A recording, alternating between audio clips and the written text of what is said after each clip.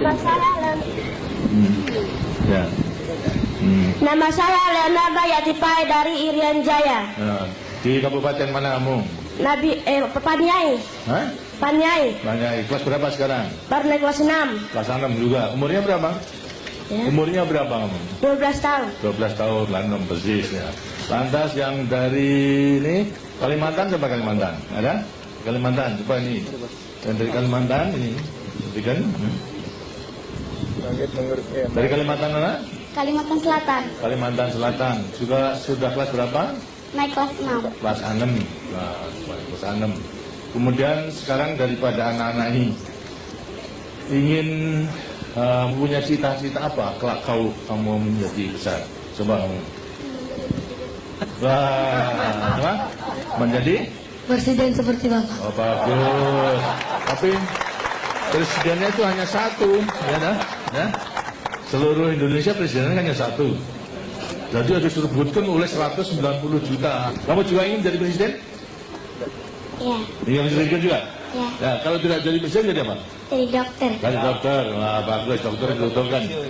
Sekarang dari antara anak-anak apa yang sesuatu pada saya? Coba tanya. Nah, sana nih berbicara. Tanya, gini, berikan sana. Ya. Apa yang ingin sampaikan ke saya? Nama saya Erwin Rahadi dari Nusa Tenggara Barat. Nusa Tenggara Barat NTB.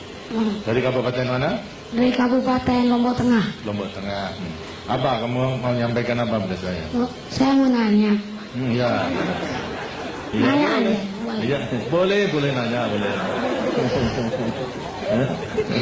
Tidak usah malu-malu.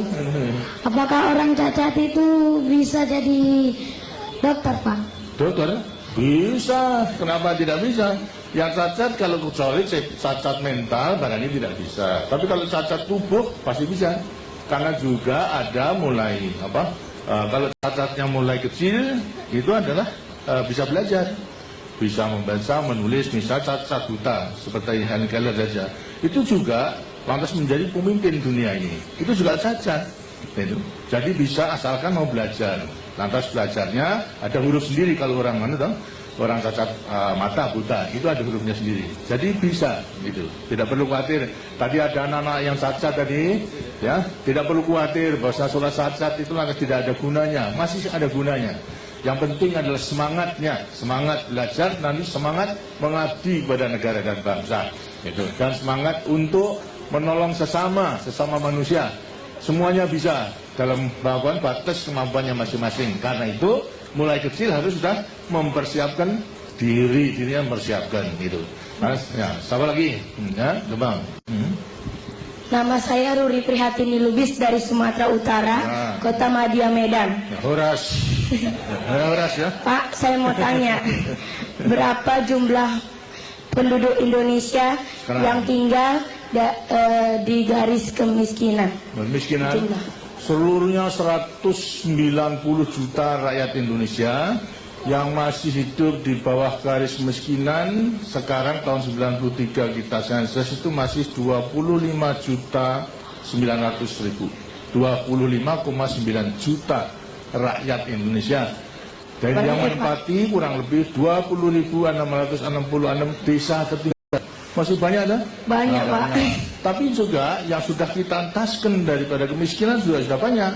Itu. Selama 25 tahun ini dari 60% sekarang tinggal 13%. 13% dari jumlah yang sudah lebih tinggi. Jadi sudah banyak yang kita tolong, tapi masih ada yang juga belum menikmati pembangunan itu, masih hidup di bawah garis kemiskinan. Karena itulah kita memasuki Pelita 6 itu berjuang untuk mengentaskan mereka. Di antara anak-anak pun juga nanti bisa membantu di desanya masing-masing, ya. Nah, kita. Terima kasih, Pak. Apa lagi? Coba lagi? Ya, ini, kamu jadi presiden, kamu tanya lagi. Nama saya Andi Petal Patadani, berasal dari Kabupaten Bone, Sulawesi Selatan. Oh, gitu Selatan. Saya mau tanya, sejak kapan Bapak bercita-cita menjadi presiden? Wah, ini ya. Sebenarnya kalau terus terang karena kehidupan saya dulu, Bapak dulu pada waktu dalam penjajahan sangat menderita. Sekolah aja dapat dikatakan tidak mudah gitu. Satu desa itu yang sekolah hanya saya sendiri, lainnya tidak. Begitu pula mengenai keadaan dan kehidupan pada waktu itu memang tidak mudah. Tidak hanya sekolah, tapi untuk hidup sehari-hari pun juga susah. Tidak seperti sekarang, kamu itu sudah menikmati daripada hasil perjuangan dan hasil pembangunan. Cita-cita saya pada waktu itu hanya ingin berjuang saja. Berjuang untuk membebaskan diri dari penjajahan. Dan telah berhasil, sekarang berjuang untuk mengisi kemerdekaan itu. Jadi terus terang saja, dulu saya tidak mempunyai cita-cita menjadi presiden. Gitu. Nah, jadi hanya kemudian secara kebetulan, kemudian di tengah jalan berjuang ini, rakyat mempercayai pada saya untuk menjadi presiden. Gitu. Jadi lain, kalau kamu boleh cita-cita, tapi dulu saya tidak mungkin untuk bercita-cita menjadi presiden itu tidak mungkin. Gitu. Tapi toh di tengah jalan perjuangan, Tuhan mengizinkan pada saya dengan dukungan rakyat, saya menjadi presiden. Gitu. Ya? Terima kasih. Terima kasih. Lagi, ya. Ini, ini, coba. Apa? Nama saya Hamli dari Provinsi Sulawesi Tengah, Kabupaten Bangkai. Saya mau tanya, mengapa presiden di Indonesia cuma satu, padahal Indonesia ya terang gitu. Nanti kalau presiden itu hanya satu untuk memimpin negara dan bangsa itu. Kalau sampai 2-3 itu, nanti lantas tidak bisa berjalan dengan baik. Banyak pemimpin, banyak kapten, kemudian lantas ya negara menjadi rusak gitu.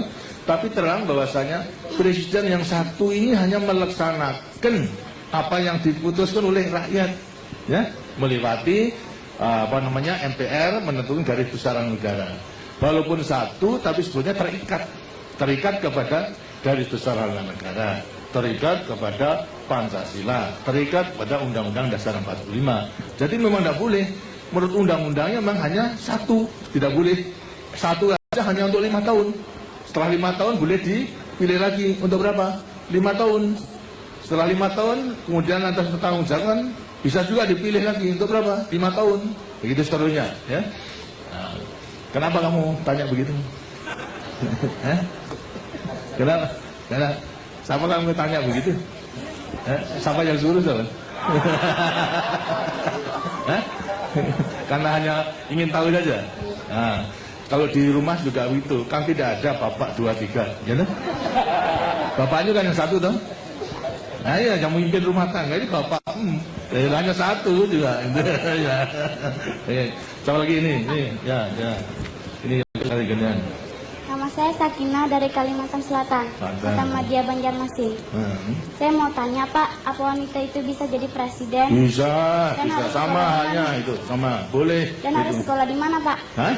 Ya, sekolah sama saja. Persyaratannya menjadi pemimpin yang mampu menguasai ilmu pengetahuan dan juga bertabiat baik itu, serta berpegang teguh kepada dasar-dasar perjuangan kita, Pancasila, Undang-Undang Dasar 45, garis besar negara, dan mengabdi kepada negara dan bangsa.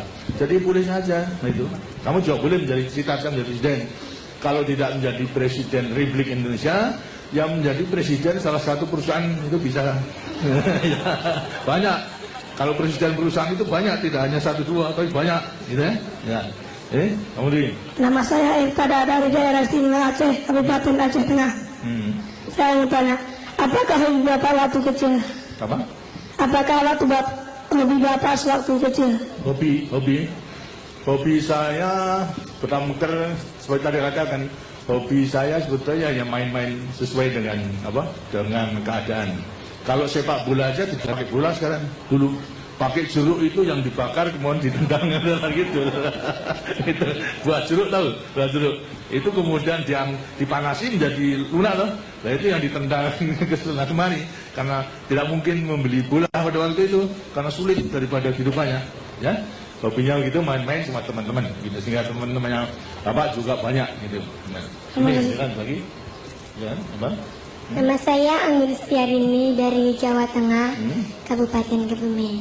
Maaf Pak, saya mau tanya pada Ibu. Ibu, apa? Ibu. Apa? Ya apa, tanya apa? Bu, menurut Ibu, Anak yang sehat dan baik serta bahagia itu yang bagaimana? Yang sehat dan baik itu yang bagaimana? Yang sehat yang baik. Ya.